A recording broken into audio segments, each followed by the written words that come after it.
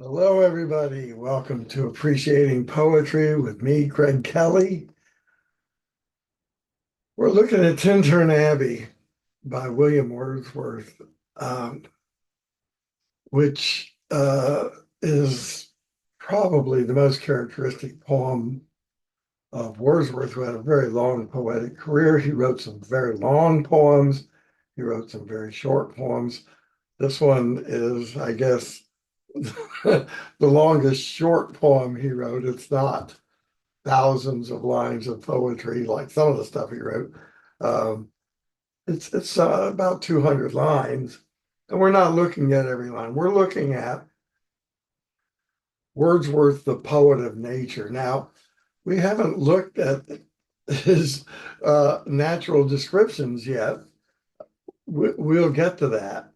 Uh, but I think what's important about Wordsworth as a poet of nature is not that he's really good at describing the natural scene. He is really good at describing the natural scene. Uh, but the theme of Wordsworth's nature poetry is not just nature is great or nature is beautiful. It's that nature reveals us metaphysical truth about the nature of the universe, about the composition, if you will, of the universe. What is the universe really like? Um, some people call this pantheism or Wordsworth.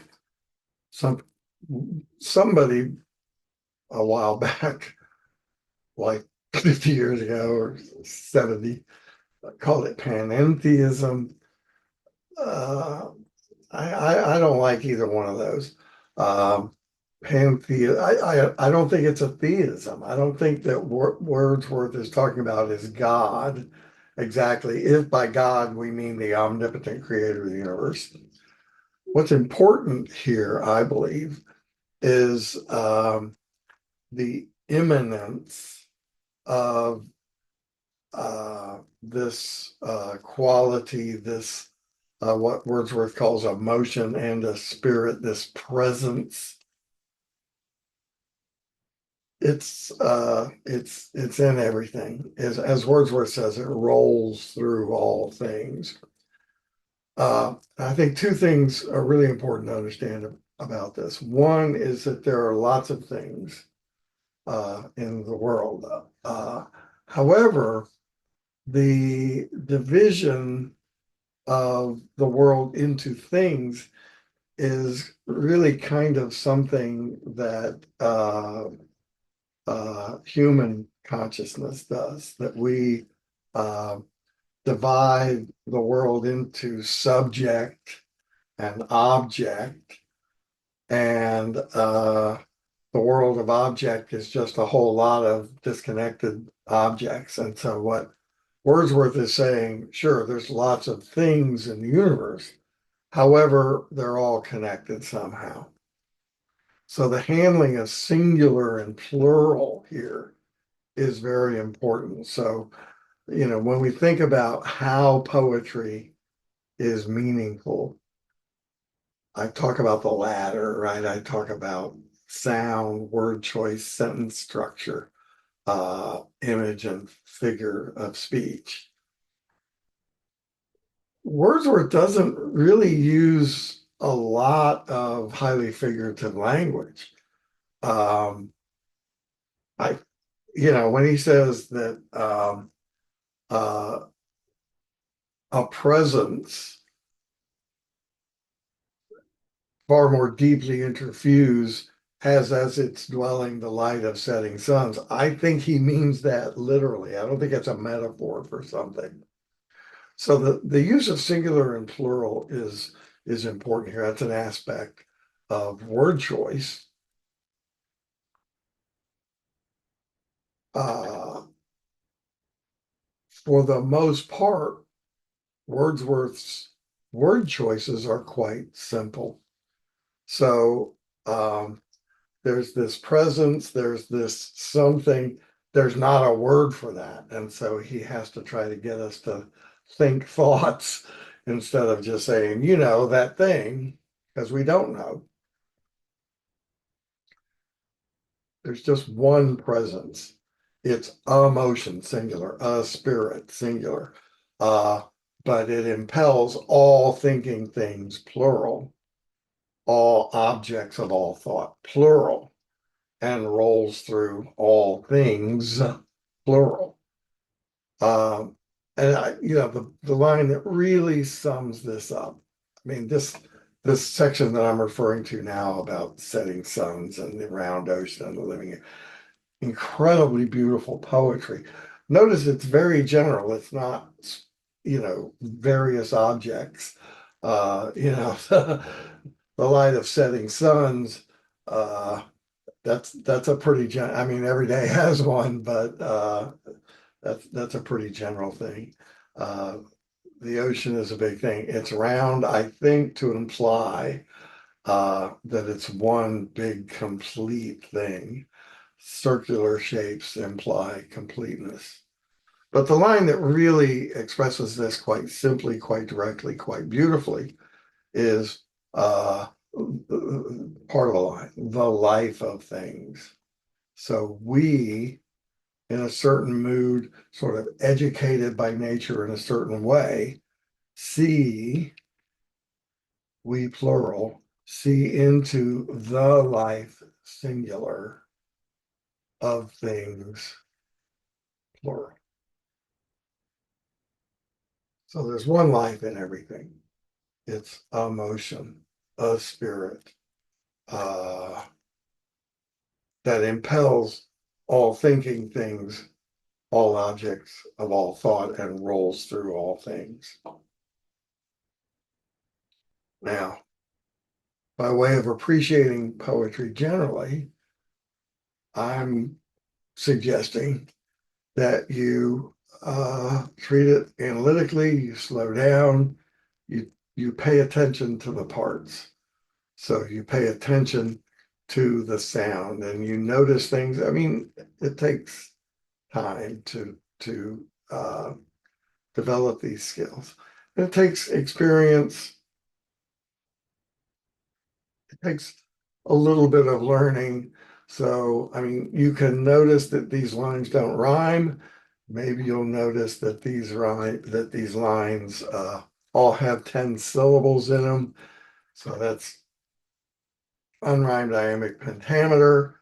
Uh, if the expression iambic pentameter strikes a bell at all in your um, in your schooling, it's probably because of William Shakespeare, because that's the verse form that Shakespeare's plays are written in. There's variation, but and I can just tell you, I can just inform you historically that the language of the theater that Christopher Marlowe and William Shakespeare used in the 16th and early 17th centuries, in the middle of the 17th century, tending toward the end of that century, uh, John Milton, the great religious poet of the English language, the great epic poet of the English language, for reasons that are not entirely clear, decided to use this verse form, this rhythm basically, that was characteristic of the theater. It's a rhythm that allows actors to know how to stress the syllables in the line. It also kind of helps elevate the language. So if a guy is really tired, if he's just a guy, he says, I'm tired. But if he's a king, he says, so shaken as we are, so wan with care, find we a time for frighted peace to pant. So, so iambic pentameter unrhymed developed as the language of the theater, and then later John Milton, the epic slash religious poet of man's first disobedience and the fruit of that forbidden tree whose mortal taste brought death into the world. I probably misquoted it slightly. Uh, he, for reasons that I don't know, used the language of the theater to be the language of religion. And then Wordsworth used uh, unrhymed iambic pentameter to be this kind of meditative verse. Um, he had some examples in the 18th century. There was some really good nature poetry written in the 18th century. Um, I think it's largely forgotten today, but there was a long poem by a fellow named James Thompson called The Seasons, and it gives description. It has a really nice description of a guy getting caught in a snowstorm and dying. That's pretty dramatic. That was in unrhymed iambic pentameter. So, uh, sorry for that tangent, but sound is the basic element. And beyond that, word choice. And so you can see that some poets like big polysyllabic words, and some poets use simpler language. Wordsworth's language tends to be pretty simple, but when he uses a big word like interfused, you you pay attention. But everybody knows what the blue sky is. That really is verging on cliche. It's commonplace. But he elevates it because this is where the present lives. Um, okay. So at base, I'm saying you pay attention to things like sound, word choice, sentence structure, figures of speech. I'm sorry, images, figures of speech. Uh, but I can't resist talking about the thematics, talking about the themes in Wordsworth's poetry, especially this poem, because Wordsworth is making, deliberately or not, and I gotta figure it's probably pretty deliberate. So he's making a philosophical um, claim here, um, that what we perceive is kind of superficial, that there's something deeper in the world, and that this something is life, motion, spirit, and it rolls through all things. Now, um, Wordsworth is great. Uh, I talked about this a little bit last time, so I'll just touch upon it. Wordsworth is courageous enough to cast doubt on this uh, belief that he has expressed so eloquently in the life of things, the one life in many things. Uh, if this be but a vain belief, well, something bad. But we know that he doesn't, it's pretty courageous of Wordsworth to say, if this be but a vain belief, like it maybe is wrong. It's a problem. I don't think it's really a soluble problem, or maybe we can solve it psychologically. It's a problem that Wordsworth raises this doubt, but then suppresses the consequence of it. If it is true that what I believe in is false, if this be but a vain belief, then I've lived in vain or I'm just wrong. It's something bad.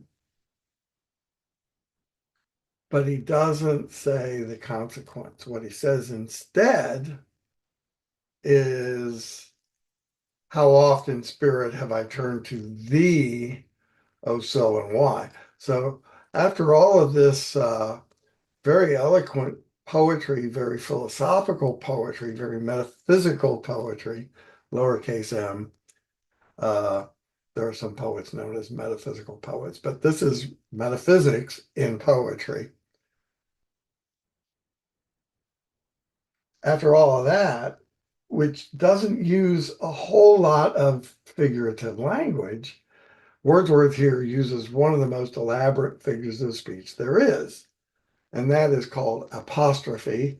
Apostrophe is defined as an address to some non-human entity, that is to say, calling out toward or speaking directly to something that can't answer back. So the figure is that we're imagining that you can talk to, I don't know, a pen. Oh, pen, how glad and the language kind of gets lofty for some reason when you address a non-human object. However, most of the time, as here, when poets are addressing a thing, to address a non-human object, to say, oh, pen, is personifying that object.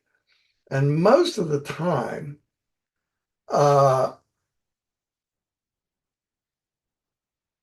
apostrophe going back to really ancient times, I mean, virtually prehistoric times, has been something like prayer, oh spirit, oh muse, come inspire me.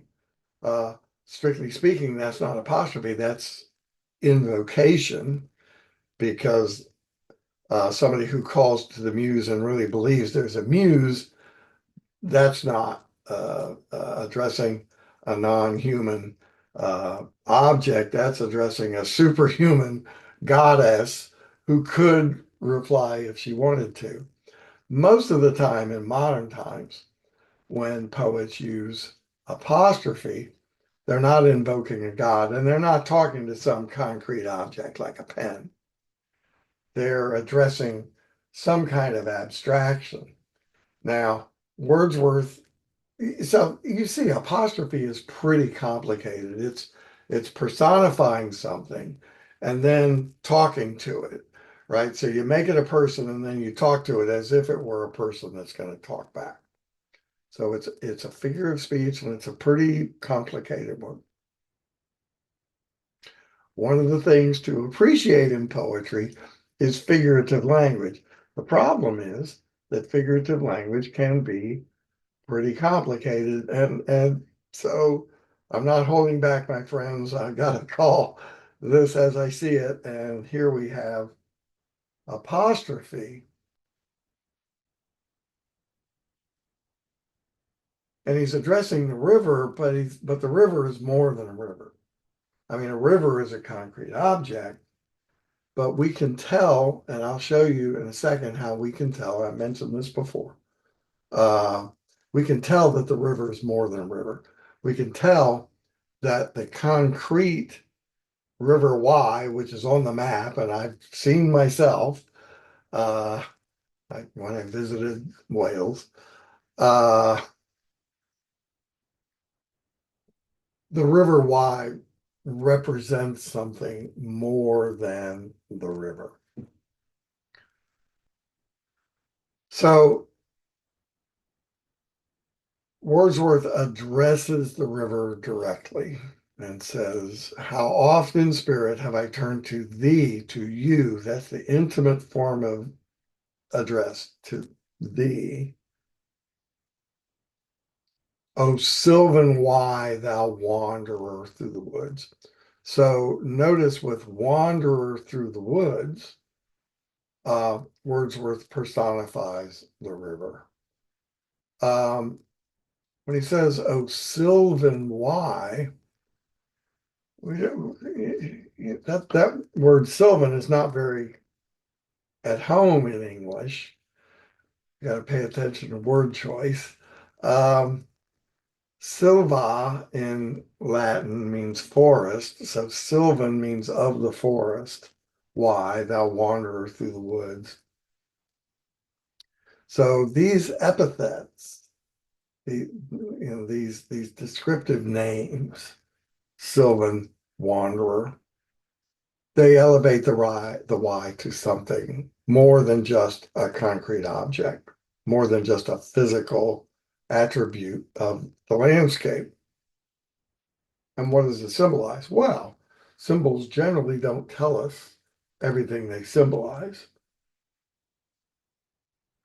However, it's not too far to say that uh, the Sylvan Y is inspirited, the Sylvan Y is inhabited by this presence, which is a motion and a spirit, whose dwelling is the light of setting suns, the round ocean, and the living air, and the blue sky, and the river Wye. uh, okay, so this is right here is the difficult part of Tintern Abbey because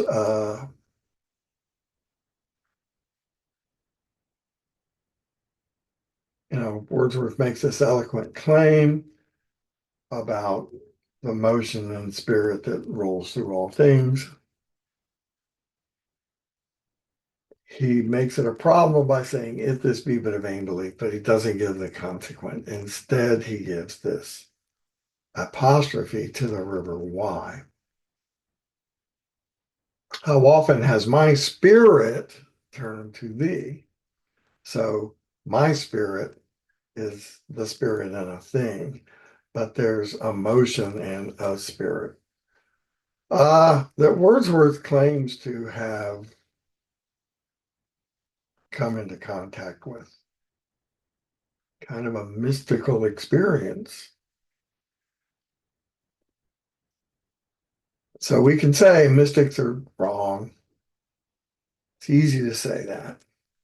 Uh, and Wordsworth gives some ammunition to people who would say, well, he's just full of malarkey. Uh, right? If this be but a vain belief, but oh, river. So I can't work it out. What I can say is psychologically, uh, Wordsworth is so deeply invested in this. I'm not going to call it pantheism. I'm going to call it panpsychism. That everything is alive, everything is conscious, and indeed, there's one consciousness, one life in everything. So that's not merely panpsychism, that's cosmopsychism. In other words, it's not merely that all things are conscious, but that there is a consciousness that inhabits the universe. One life. So I want to turn to a poem that is also very eloquent about this cosmopsychism. Um, and this is by Samuel Taylor Coleridge, who is just a magnificent poet and author of magnificent poems. How's that? Uh, Author of The Rime of the Ancient Mariner, very famous poem, very great poem. This is an interesting poem. And this poem sets the stage for an awful lot of the poetry of the 19th and the 20th century because it's a conversation poem. It's like there's two people. There's Coleridge and his wife Sarah, and Sarah doesn't talk. So it's a one-sided conversation. The tone is rather conversational, although Coleridge elevates language.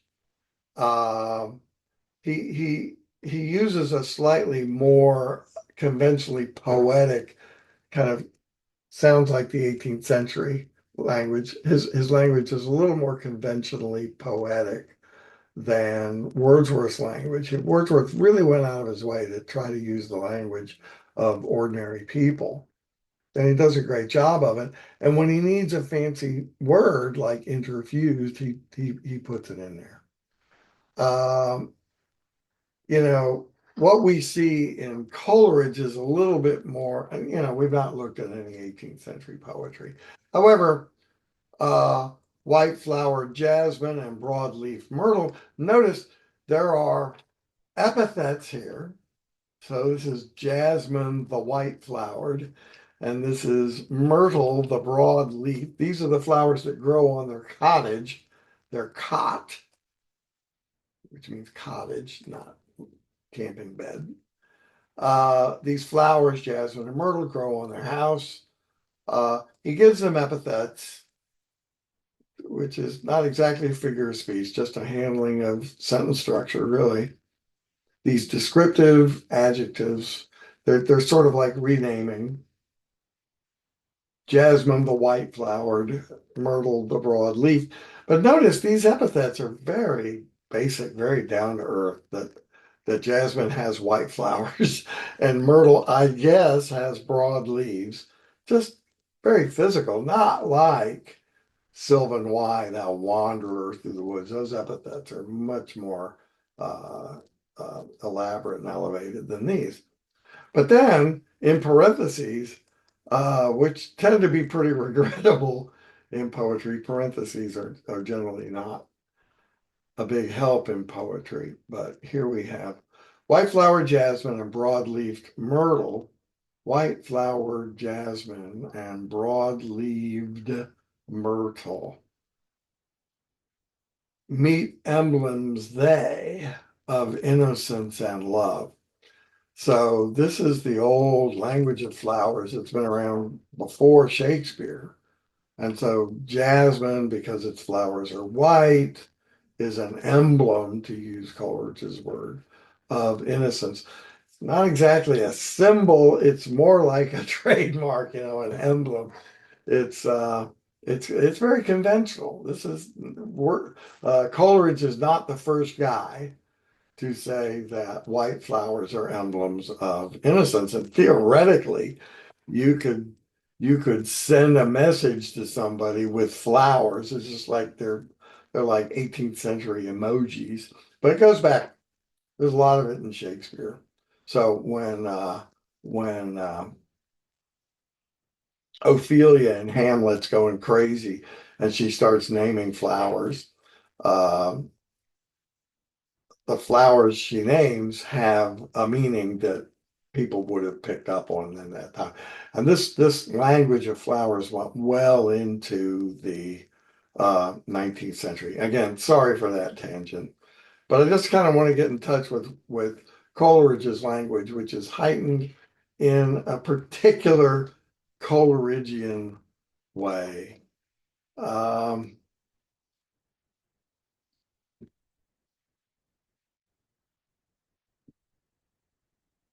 and he uses figurative language and word choice, um, just in a really unusual, creative way. So we watch the clouds that late were rich with light. So recently, just a little while ago, the clouds were not just lit up, they were rich with light, slow, saddening round. That's amazing to use the verb to sadden for the verb for what the clouds are doing when they're losing light.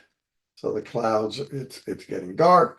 The clouds a few minutes ago were full of, or rather rich with life, and now they're saddening around. And we mark the evening star, serenely brilliant. Now that's usually Venus, and usually she's a symbol of love.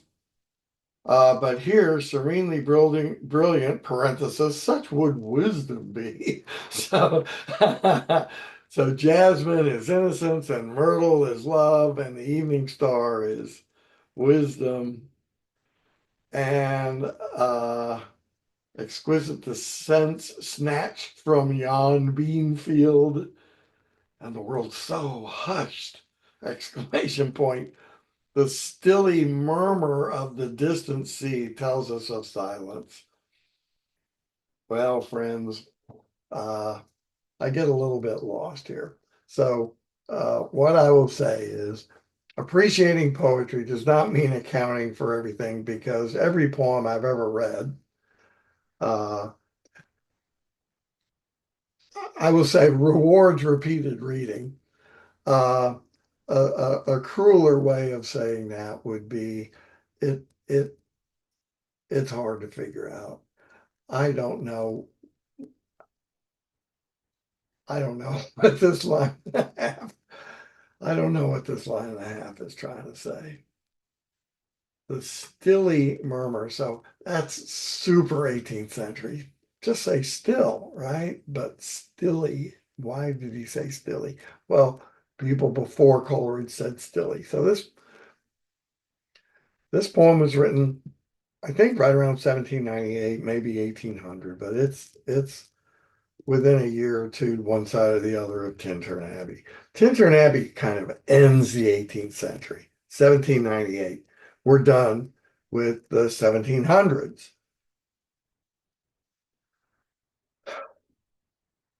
The word choices in this poem go back to the 18th century. So he's not as far along in using the language of ordinary people as Wordsworth is. He's more involved with the way poetry was written in the 18th century. So that stilly murmur, I confess to you, I don't love that.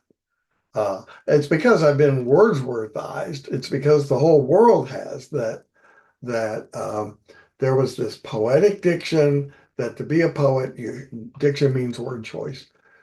There was poetic diction, and to be a poet, you had to be really good at poetic diction. And you had to know that in a poem, the word welkin means the sky, Welkin. You never see it anywhere. And sometimes when you look up a word in the dictionary, you'll see that it's chiefly poetic. And the word welkin is that. Um, that's a word you never see anywhere except in poems. Um, I know that I know other examples, but I guess I don't need to display my knowledge. Stilly. Okay. Nobody ever said stilly. You see stilly in poems. So I will confess to you that I don't love that. But if I were alive in 1800, I would say, yeah, this guy knows what he's doing. He knows to say stilly instead of still. So we can't impose our own tastes on the past. We have to accept the fact that as late as this poem, good poets were still using poetic diction that we don't like anymore because it only appeared in poems, and we like our poems to be more idiomatic, more like the speech of ordinary people. I got to tell you, that was a revolutionary campaign by William Wordsworth to use the language that people normally use. So they put the words together creatively and weirdly. The stilly murmur of the distant sea tells us of silence. I'm sorry to waste your time because I can't make heads or tails of that. I don't see how a murmur can tell you of silence. I just don't get it. But that's okay. Now, the name of this poem is the Eolian Harp. Aeolus was the god of the wind. So an Aeolian harp it looks kind of like um, a mountain dulcimer in the United States. Uh, it's sort of a long rectangular box. And on the surface of this box are strings stretched above the box. And if you're in the mountains, you can pluck them and sing a murder ballad. Uh, this isn't meant to be plucked. It's meant to be put in your window casement. Open the window, put the Aeolian harp or the Aeolian lute in your window. Harp, lute, same thing. Uh, put this in your window, and when the wind blows, you got to tune it to a note, and it will drone. It'll hum. in the wind. You got to tune it though. If it's not in tune, it doesn't sound good. So back in the late 18th, early 19th century, people knew how to tune a lute. Uh, this is not that big fancy lute with tons of strings and frets that you play. It takes forever to tune. This had maybe three strings. They were very slack. They didn't have much tension.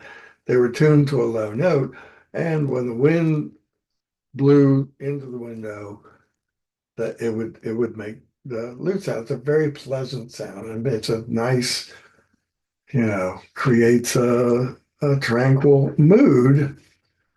Um, okay, I'm gonna jump to the chase, and then I'm gonna come back to the chase. I'm gonna jump to the big. Uh,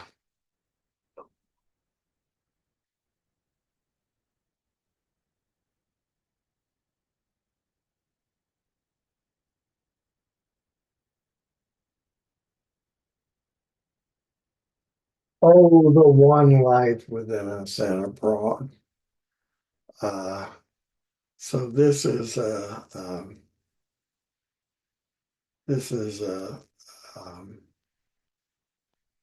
spontaneous overflow. A lot of times when you see O, it means apostrophe.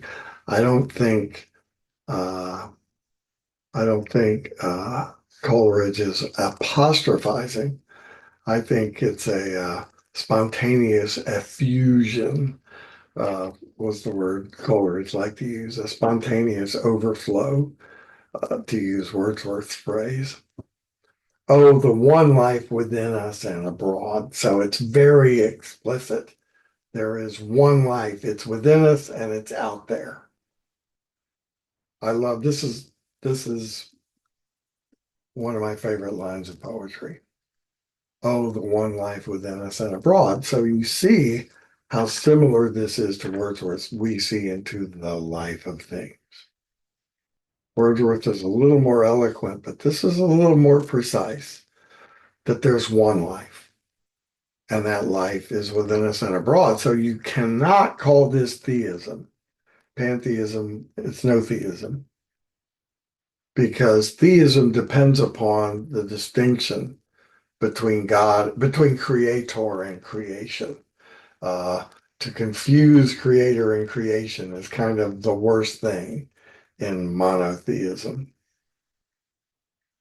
So here there's one life within us and abroad, which meets all motion and becomes its soul. So very odd that he talks about a becoming. Nevertheless, you can see how similar the language is here to Tintern Abbey. I think this poem came a little bit earlier. I think this poem might have been there first. I'm not sure about that. Meets all motion or becomes a sound, a light in sound, a sound like power and light. So this is really cool. This is an effect that's called synesthesia. Uh, Later, we're going to see the next generation of poets in the person of John Keats. John Keats loved synesthesia. Synesthesia is mixing up the senses. So I have read that psychedelic drugs produce a synesthetic effect. And certainly psychedelic music, psychedelic lyrics have lots of tasting colors and hearing smells or something. So a light and sound, a sound like power and light. Rhythm and all thought, joyance everywhere. Ah, so good. Rhythm and all thought. I love that there's sort of poetry before the essence of poetry is rhythm. The basic level of poetry is sound, and one of the devices of sound is rhythm. And this is the rhythm. This is unrhymed iambic pentameter that Wordsworth used in Tintern Abbey. Methinks it should, yeah, methinks, right? That's not 19th century. Methinks it should have been impossible not to love all things in a world so filled where the breeze warbles and the mute still air is music slumbering on her instrument. Uh, and what if all of animated nature be but organic harps diversely framed? That's some really good stuff.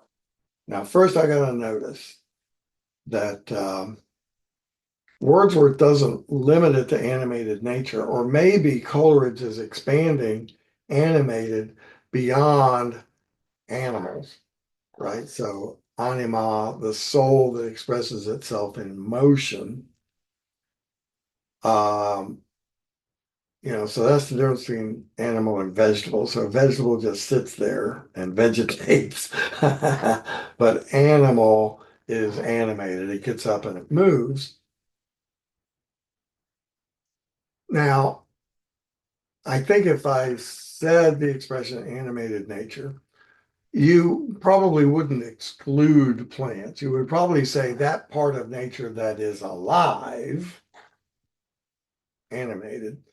But it's fascinating when Wordsworth talks about the presence that's deeply interfused. He talks about setting suns, ocean, air, the living air. See, so what I strongly suspect is not that Coleridge is limiting um, his view to that part of nature that we can see as alive, namely the plants and the animals, but all of nature. So, in a sense, animated here is superfluous if all of nature is alive and there's one life within us and abroad.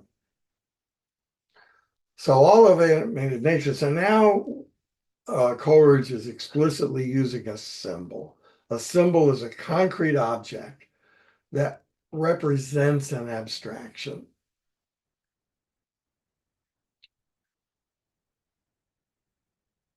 Wordsworth had a very complex theory. He had a lot of complex theories. He wrote a lot of prose, he gave a lot of lectures.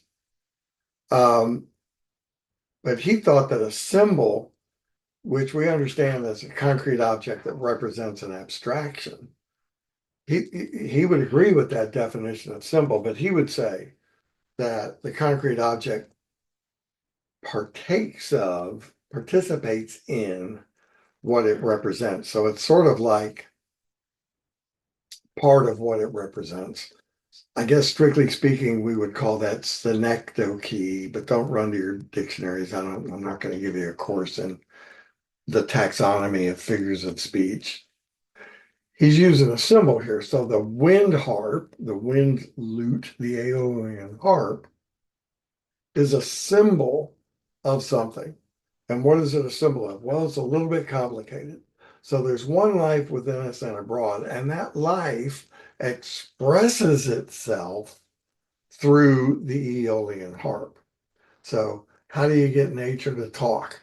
Well, all you got to do is put this device in your window, and the wind will blow over. So, the wind itself is a symbol, uh, conventional symbol going way, way back to a symbol of inspiration. Spear means breath. So the wind is breathing, and the muse breathes her stories into our brains. Um, she doesn't just talk to us, she sort of breathes life into us, as the God of Genesis does Adam. So animated nature is organic harps diversely framed. So I guess I failed to mention that between uh, pantheism, which I reject for Wordsworth, and cosmopsychism, which I think expresses pretty well what Wordsworth is. Between those, there's organicism. So Wordsworth doesn't talk about a consciousness that rolls through all things, but it does say it impels all thought, all objects of all thought. So that to me says consciousness. Um, and similarly, Coleridge doesn't talk about consciousness, but talks about life. So It may be a little bit different from cosmopsychism. So the emphasis is not so much that everything is conscious or that the universe itself is conscious, uh, but that everything is alive and the universe itself is alive. Well, if it's alive, it's conscious, I would say. Coleridge doesn't say that, so who cares what I say? Uh, So organic heart. So between pantheism, that I don't think is a good word to talk about Wordsworth or Coleridge, and cosmopsychism, which I think is a great word to use to talk about Wordsworth and Coleridge, is organicism.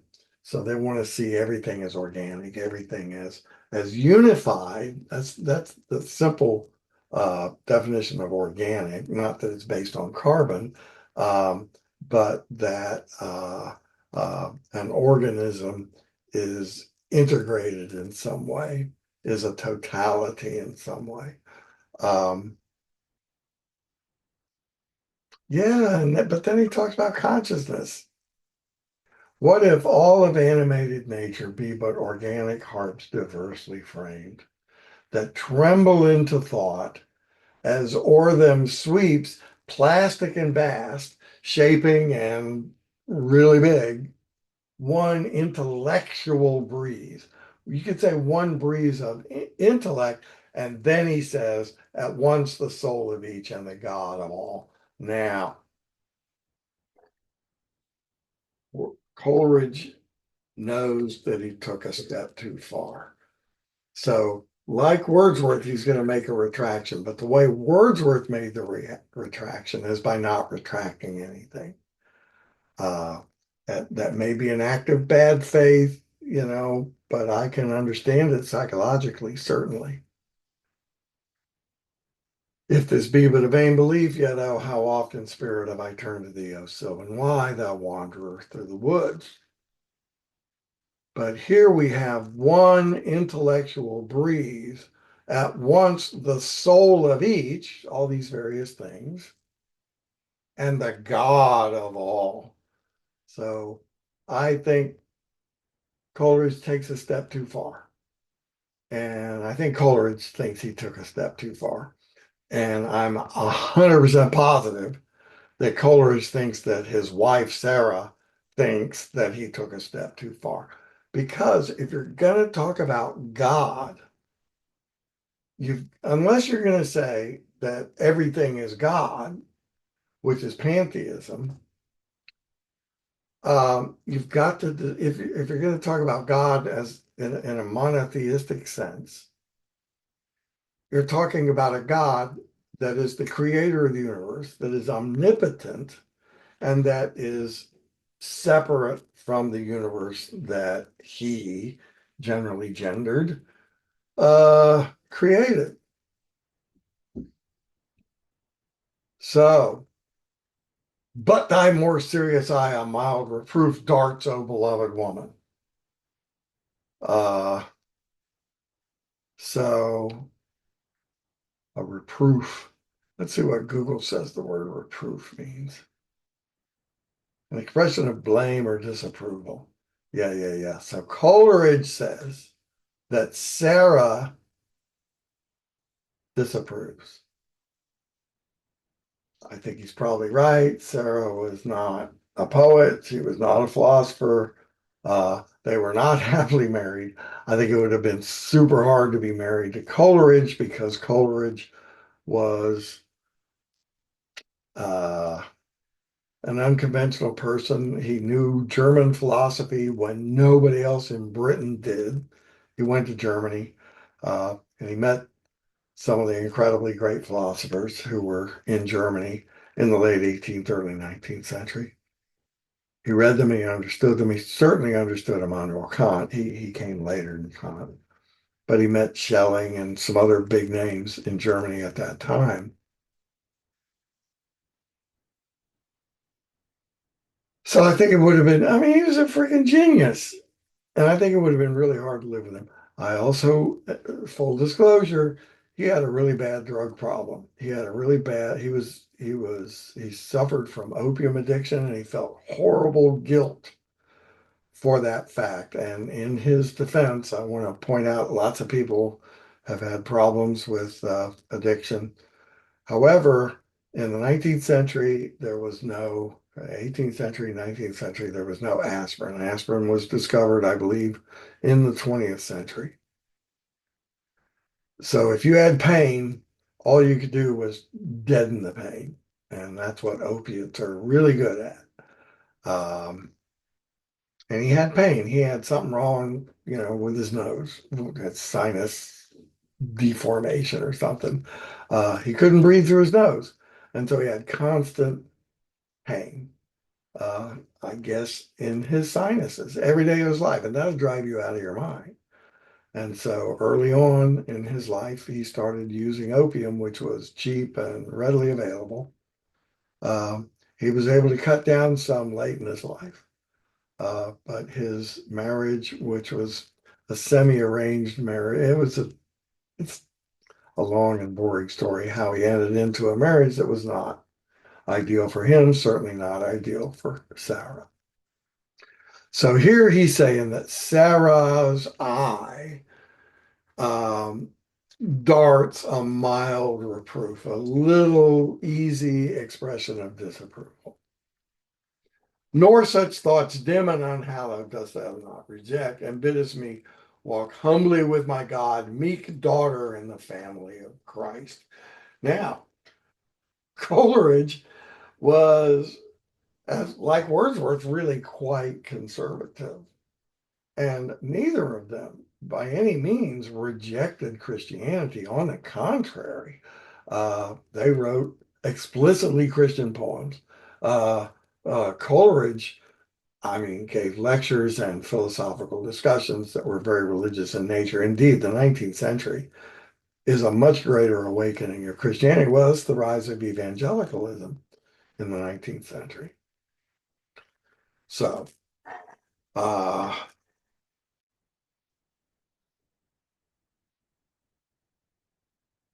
this reproof, this rejection of dim and unhallowed thoughts, um, this bidding to walk humbly with my God, and this epithet of Sarah as the meek daughter in the family of Christ, that's all coming from Coleridge.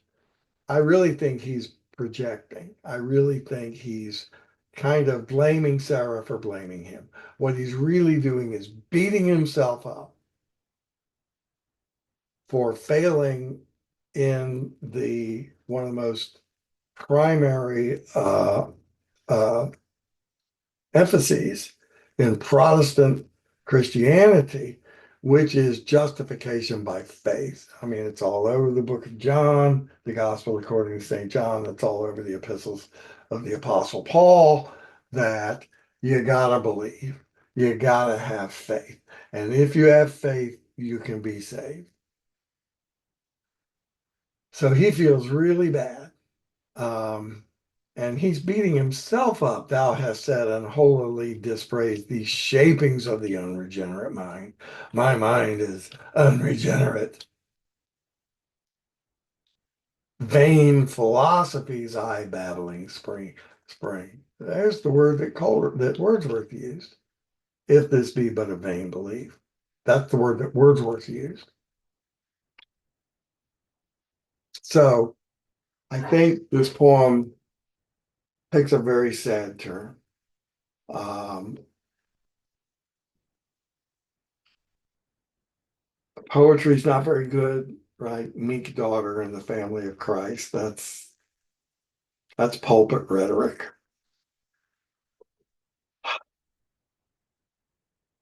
I praise him with faith that inly feels, who with his saving mercies healed me, a sinful and most miserable man, wildered and dark, and gave me to possess, this is sweet, peace, and this cot, and thee, heart honored man. This is something Coleridge does all the time. It's really good.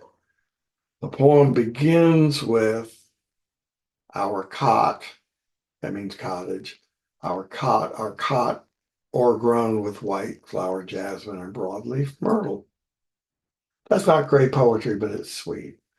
Wordsworth loves to end the poem where it began, sort of a little bitty A, big long B, little bitty A, V, A structure.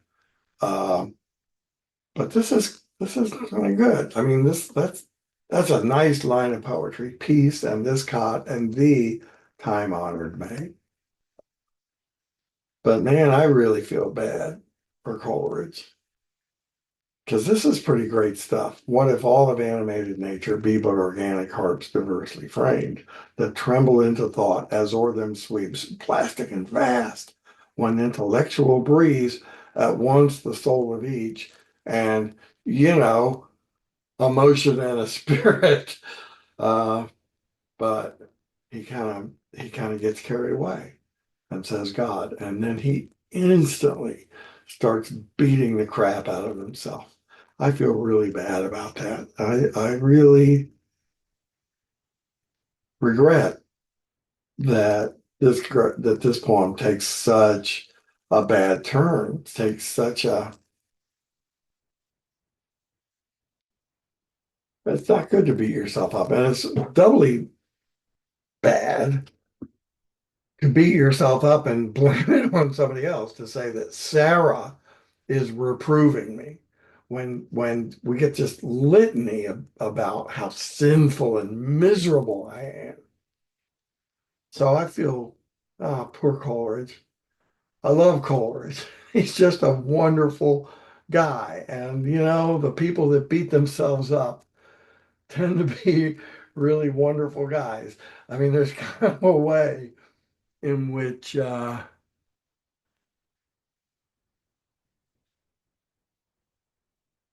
friend of mine once said, self-contempt speaks well of a person. That's kind of true, right? Um, that now, please don't contempt yourself. Please don't beat yourself up. Um, but see, Wordsworth goes where his philosophy leads him. And philosophy is the attempt to understand the truth. And I gotta say, this whole mechanism of the sin of Adam and uh, uh, uh, the sin and redemption, uh, and that's all a big historical process. That's nuts. I sorry, I think that's nuts. Um, it makes more sense to say that among the qualities in the universe is consciousness. And we certainly know that consciousness is not limited to Homo sapiens. Uh, Cats and dogs are conscious, obviously. And if cats and dogs are conscious, ants are conscious. Now, notice cats and dogs that we live with and we communicate with on some level, we can sort of understand their consciousness, although we don't know what it's like to have, the nose of a dog, the sense of a dog, or the balance of a kitty cat. Uh, so the problem is that we think that only humans are conscious, or we think that only humans have will or free will. Um, but all sorts of things are conscious. Plants are conscious insofar as they can turn toward light, and and so on. So it's easy to see the life in that part of nature which is obviously alive. If we expand that a little bit to the trembling into thought, we can see that, well, I mean, if ants are conscious, aren't jellyfish conscious? Boy, jellyfish, they don't have they don't have a nervous system, you know.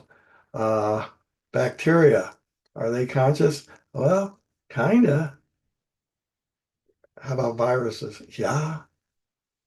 Well, viruses are nothing but some DNA with a protein sheath. So I'm very sympathetic to cosmic psychism. I freely admit to you that it's possible to appreciate poetry um, whose themes you don't like. And that's true for, most of the themes in the world are not going to just coincide with your own uh, philosophical or religious beliefs. So we can appreciate the artistry of poetry that doesn't accord with what we approve of. However, I think it's kind of an ideal to say nothing human is alien to me. That is to say, let's understand that all the persons we know, all the moral agents we know are humans, and humans are fallible and nobody is perfect. Um, so I think it's an insoluble problem why Wordsworth retracts uh, we see into the life of things, but then gives it back with the Sylvan Y, the Sylvan Y, Thee, Sylvan Y, wander, thou wanderer through the woods. Here, the retraction is much more thoroughgoing and also much more psychologically revealing. Now, Wordsworth, the Coleridge didn't have to disclose any of this. He published this poem. I think he thought it was a love poem. It certainly starts out like one. How pleasant it is for you uh, to recline on my arm, oh Sarah, my wife. That's kind of nice. And doesn't the wind harp sound good? Um, but then souls of each and God of all, he just got carried away. Um, Coleridge, Sam, it's okay to get carried, STC, it's okay to get carried away. But he doesn't just get carried away. He beats the crap out of himself for it, and that makes me feel bad.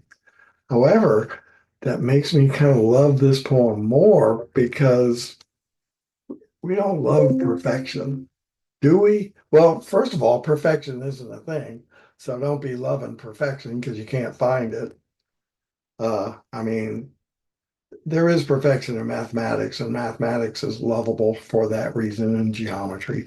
There are perfect circles, but they don't appear in the phenomenal world, the material world. Uh, and it turns out that those we love in part for their imperfections. I think this is an immensely lovable poem.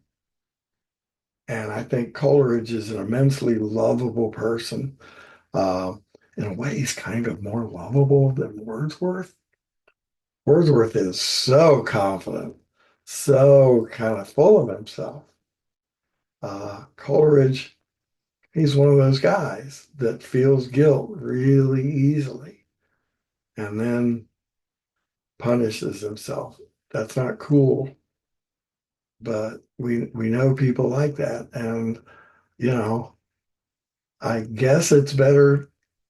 No, it's not. I was about to say, I guess it's better to beat yourself up than to beat somebody else up. It's not okay to beat yourself up.